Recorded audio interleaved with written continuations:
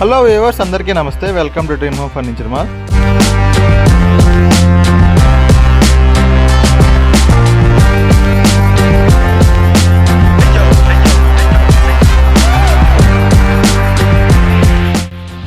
మనం చూస్తున్న మోడల్ వచ్చేసి యాపిల్ చటాయ్ మోడల్. ఈ మోడల్ డిజైన్ చుట్టూ థ్రెడ్డింగ్ ఉంటుంది.